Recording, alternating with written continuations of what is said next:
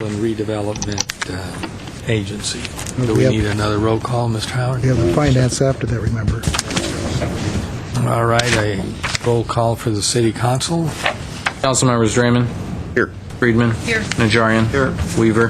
Here. Mayor Quintero. Here. And roll call for the agency, please. Agency members Friedman. Here. Najarian. Here. Quintero. Here. Weaver. Here. Chairman Draymond. Here. Read your report, Mr. Agenda for the June 23rd, 2009 joint public meeting of the Glendale City Council and the Glendale Redevelopment Agency was posted on Thursday, June 18, 2009 on the bulletin board outside City Hall. One is Director of Development Services regarding master plan for the east side of Brand, including design for the pedestrian paseo at 218 South Brand Boulevard and the alley between Brand Boulevard and Louise Street. 1A is the agency motion providing direction to staff to proceed and refine the proposed master plan subject to agency member comments. At 1B is an agency motion authorizing staff to prepare and release a request for qualifications seeking a design team for the proposed pedestrian paseo and alley project subject to agency member comments. Mr. Lanzafame. Mr. Mayor, Mr. Chairman, members of the City Council and Redevelopment Agency. In 1996, the Redevelopment Agency approved the Greater Downtown Strategic Plan, which set a blueprint for downtown development. This document became the foundation for what was later adopted by the city in 2006 as the Downtown Specific Plan. As part of the strategic plan, there were several elements, one of which was the town center district. That included the area from Central, bounded by Central, Colorado, Louise, and roughly the Galleria 2 parking garage. We have seen the plan called for commercial development on the west side and more civic uses on the east side.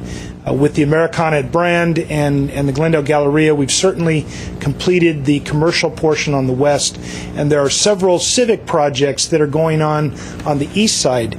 We thought that it would be important to tie all these together in a master plan so that as each of them went forward individually, they were still tied in a cohesive plan. Our in-house staff, Principal Urban Designer Alan Loomis and Emil Tatvosian from Development Services have led a team to give you the plan that is before you, and I'll now turn it over to Alan Loomis to walk you through that plan and each of its elements. Thank you, Phil. Artie, if I could get the screen up. The slides here are the same slides that you have in your packet, with one final exception. One of the things we thought was important in thinking about the future of this area of the town center and the Central Park ARC areas to make sure we took a slight step back and look at the context. The site actually sits at the convergence of a number of existing attractions and potential future attractions, foremost of which is, of course, the Americana, as well as the what we call the Maryland corridor that terminates at sort of the side of the Alex Theater. And to the east is what we call the East Broadway neighborhood, which is anticipated in Downtown Specific Plan as being a kind of very lively urban housing environment, condos and apartments up to 4 or 5 stories. And then to the south, we have the Armory and the Elks Lodge, as well as Holy Family. So there's actually a connection to the south to the neighborhoods to the south as well. So as you can see with the orange arrows on the map here, this sort of park and the library and the ARC are really at the crossroads of all these sorts of activities surrounding the Central Park area. And so any future master planning for the park needs to really integrate those different pathways. This drawing shows the site as it existed about a month ago before demolition began and construction on the new ARC facility. This shows the site once the new ARC facility is completed. The 2 buildings in red, the L-shaped one is the ARC, the kind of pink space is the hallways and central meeting rooms. The larger red building on the top is the library. The pink space shows the large central reading room. What you see is that after the ARC is completed, there'll still be a decent number of surface parking lots in the park area that sort of hamper some of the pedestrian movements from the Americana between the ARC and the library. What we've developed is an overall master plan that actually breaks into sort of essentially 3 different phases. The first phase we're calling the Paseo, which is that connection from Brand Boulevard into the park through property that the agency owns, and then redeveloping that alley and parking lot in the back, so it's a much more attractive place than it is today, and potentially also a little bit more functional from a circulation standpoint. Last slides show some specific examples of that. Phase 2 would focus on the library. This would look at possibly reconfiguring the parking south of the library, maybe relocating it more to the east, but more importantly, rethinking some of the circulation through the library. There's actually a thought that perhaps the front door, rather than being on the east side of the library, should be oriented to the north, facing Harvard and Maryland, and another front door to the south that would actually step out towards the ARC project and the future green, and that connection, east-west connection with the Americana. That would, of course, involve some internal reconfiguration of the library. We've been in conversations with Cindy Cleary, director of the libraries, about the feasibility of this. But all that work would have to be tied together and probably subject to much further discussion. The final component, public component, would probably be what we just simply called the green. That's what would ultimately be the large park space to the south of the library and west of the ARC. The future of what this space may be, whether it's designed to accommodate events, plays, or festivals, that again would be brought back for further discussion to the agency and the council, but that would represent probably the final public component of the master plan. A fourth component, and this could happen at any given time while the public components are going on, is peripheral development. This is all the surrounding public and private property that may be developed privately, may be developed publicly, maybe in some sort of public-private partnership. Given that we don't quite know what that would be, we're just sort of highlighting that in all likelihood someone will want to take advantage of being this close and directly across the street from this civic asset. Finally, two last slides, sketches. This is the alley and the parking lot as it exists today. You can see that we have a very narrow two-way alley, although in fact if there are two cars oncoming, actually one car actually has to stop. It's more of a one-way alley. And then the parking along the alley is actually one-way going south with diagonal parking. There's no place for pedestrians or trees in this environment, and there's overhead utilities. So it's generally not a very attractive place and somewhat confused vehicle circulation. So we've come up with a kind of concept plan that would actually consolidate the alley and the drive aisle for the parking into a full standard two-way drive aisle with perpendicular parking. This actually would allow us to get about 10 feet of sidewalk space for pedestrians north-south and would not actually intrude any further than the existing pavement does into the park area. This would also allow us to get opportunities to underground the utilities and put in some landscaping and then open up that connection to the Americana through Brand Boulevard. So this is a kind of concept layout that we'd like to explore in the first phase of the work, design work, and that's the purpose of what we're showing is to sort of begin to develop that idea further by issuing an RFQ, request for qualifications, to bring on design consultants with extensive experience in public space design to help flush this design out and kind of explore it and really develop it so we could actually come back with some real proposals for how to implement it. Finally, one last slide that I thought everybody would enjoy. This is courtesy of our police department. I think it was shot about 2 weeks ago. This is looking down on the site of the ARC. You can actually see they've begun laying out the foundations, looking from the east across the park towards the west and towards the Americana. So you can see actually that sort of connection that's implied that's very obvious when you're a few feet up in the air, but not so obvious when you're down at the ground. So that concludes the kind of quick presentation and master plan. We're looking for input on the basic idea and strategy with the expectation we'd come back with much further discussion as the designs evolve. Thank Ms. you. Friedman Question. and Mr. Drain. It's a very exciting plan. I have a question. Why have you thought about, for the Paseo and alley improvements, have you thought about just making that part of the park and not having all that parking? Since you have the Maryland garage across the street and maybe future opportunities for other parking lots? It just seems like a lot of space devoted to cars that could be part of a park an area where we have parking, Yeah. giant city parking lot? Absolutely.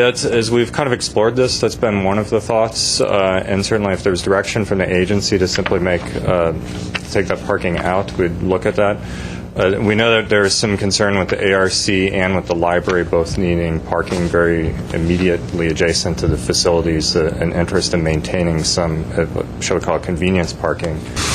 We do have to maintain an alley access through there because that does service those private properties that actually front onto Brand Boulevard, as well as the library itself. So it has to be an alley. It can't just become, okay? But it could have parking on one side with the other side being more park, or no? Certainly. Yeah, we could certainly look at that as an option. Mr. Mayor, if I could add, there is no parking for the businesses on Brand Boulevard, the privately owned. They also use that public parking in the back. Long before there was a parking code, they were there. So that is something that we'd want to keep in mind. I think the idea that you had of keeping it on one side is something that we may want to look at versus taking out the whole thing for park space. I'd like to emphasize that point. I'd like to see less parking and more green, and specifically behind the property that we own. In other words, that middle stretch, I can see some parking at the north end, see some, maybe a little bit of parking at the south end, but I'd like to green as much as possible. We have to recapture as much green space as we can in the Central Park. And when you see the layout of the ARC, it's going to be a good size building. Now, the green, what do you estimate when we're through? What size do you estimate the green to be, the Great Central Park green? Would it be 150 by 400, do you think, or what? It's at least about 125, 150 feet wide, and I believe at least about 200, 250 feet north-south. Okay. Mr. Mayor, maybe this was mentioned when I stepped out, and I apologize if it was, but there is more green space acreage in the current design of the ARC than there was in the old ARC Center. Yep. I'm aware of that. Well, and then when the library, looking at that rendering, you've got the large green there. It's a good-sized space. But then to the north, as you approach the library, there's certainly a potential to extend it even further north, and a band shell or whatever it is we ultimately come up with. So, Mr. Draymond. Well, I'll be the third to echo the comment about the alley parking green space relationship. I'm not sure how you do that and satisfy the needs of private, the businesses on Brand that have parking interest in the back, but that's immediately there. So anyway, it's been mentioned now by two of my colleagues about the opposite side. So I would also echo that and say I'd like to see what we can do there. And I will be, since I wasn't here to be a part of the heart of the discussions related to Central Park and the ARC, and what fun you all must have had based on what I've been picking up since I arrived in 2007. But I am happy to be here, hopefully, for when we get around to talking about some of the amenities in the park itself. If we're talking about, for example, at some point, a band shell or one of any of the myriad of things that have been mentioned over time about statuary and who knows what. Anyway, so. Mr. Weaver? No, it's fine with me. It's a master plan, and it'll be refined as time goes along, necessary, based on the dynamics that always occur in situations like this. But got to start somewhere, so we ought to go. Okay, I have one speaker card, Herbert Milano.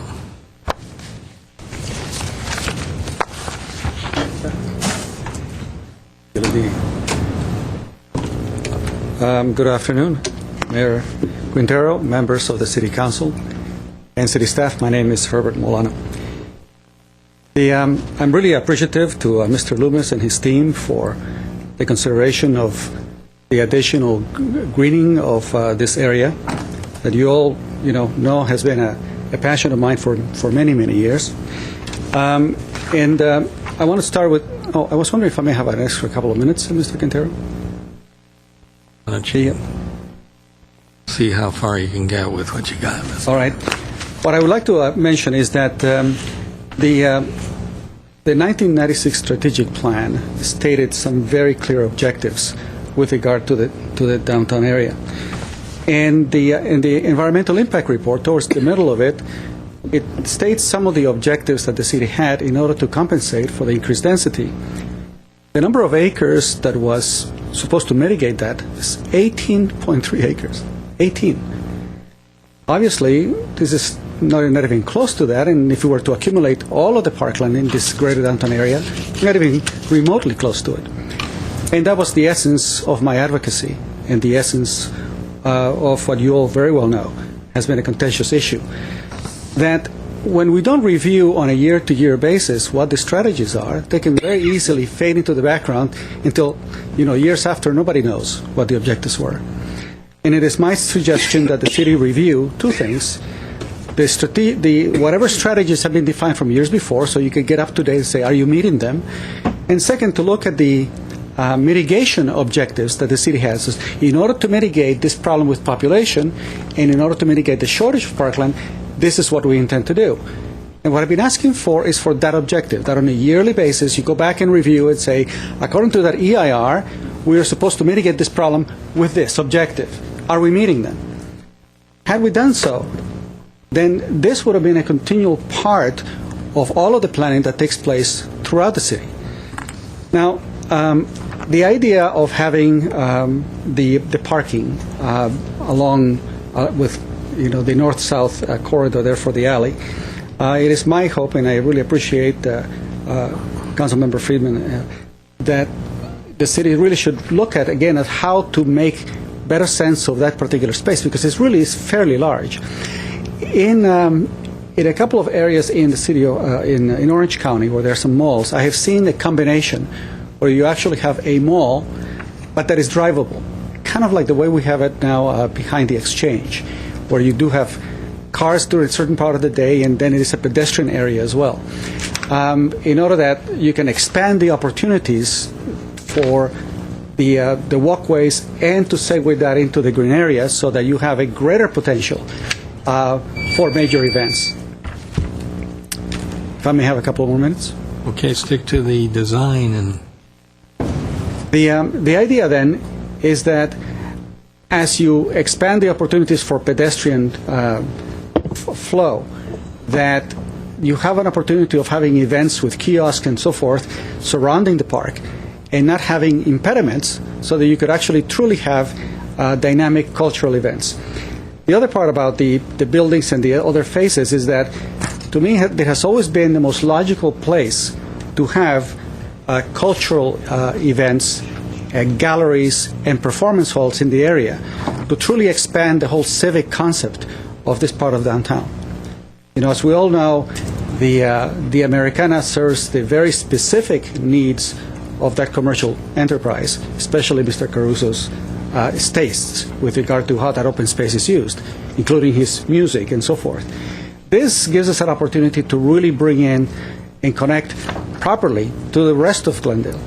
And I also like to make a reminder that you have two churches, well, actually three. You've got the Presbyterian Church up north, the Catholic Church to the south, and the Christ United Church there to the east, that the designs should somehow incorporate that part of central Glendale that, should we say, opens up to the entry of these buildings. So you have that connectivity to these very traditional places within the city. There's nothing much you can do with the Presbyterian area, but I think that there's sufficient thought that should be given, perhaps, to opening up areas so that you actually connect further to the south.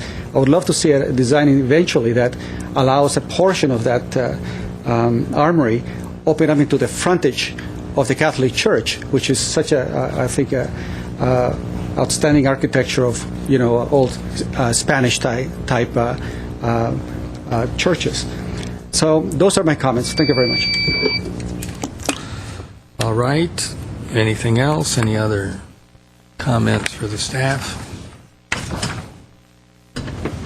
Well, let me say, I think we're headed in the right direction, and the sooner we can put this plan together and start. Are we going to have to wait until the center is built before we're going to do that first, and then come back and get started? No, actually, the idea is that these could all work either together or independently. So Right. if you authorize this to go out for an RFQ, we will start that process right away and come back to you periodically at design stages Very good. for the pass-through in that alley. I think that's the best bet. The sooner the better. Do I have a motion?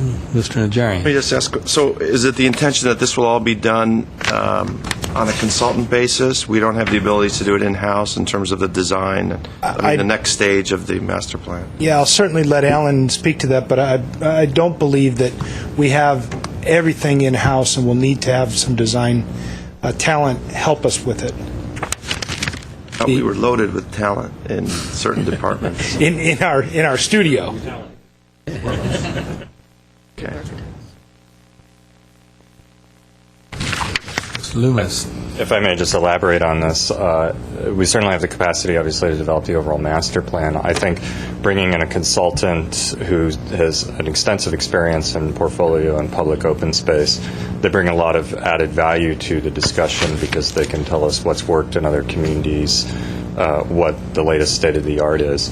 We may end up actually developing the actual working drawings for some of this with our in-house engineering staff. It depends on their workload and the degree of complexity that is necessary. So we'll look to do as much as possible with our on-staff resources as possible. And that person, along with yourself, I mean, you're going to be looking at the paseo, you're going to be looking at the alley, the area a little bit north of the green. Is that what we're doing? That would be the focus for the initial phase, but I think we'd actually probably be looking at the whole picture and making sure everything's going to work together, that actually implement it effectively, and we're not throwing all our eggs into the first basket. Okay, great. Ms. Friedman, did you? I was just going to say that, it's not a tremendously large space, and someone who has experience in really maximizing a public space and using every bit of it, good design is going to make or break this. A bad design or even a mediocre design, people aren't going to use it. But a good design can really make this into something incredibly important for this area. So I think that going with a landscape architecture firm that has experience doing this and who's demonstrated an ability to do this other places that's not where you want to save your money, personally, my opinion. Any other comments? Okay, we need a motion. Yes. I'll move 1A and B. Second. Roll call. Agency members: Friedman, Yes. Najarian, Yes. Quintero, Yes. Weaver, Aye. Chairman Draymond. Yes. We need a, Move to adjourn for the city council. Second To adjourn for the agency. Second. is adjourned. right, we are adjourned. One more to go. This is the front. What's next, Mr. Kasaki? Finance and council. Council and Financing Authority. Who's the financing authority? You are. You guys. Get it up there. What do we get paid for that? The same you get paid for retail. No, you don't get paid at all. I think it'll be nice. I mean, I'm still constrained. It's fine. Oh, that's paid.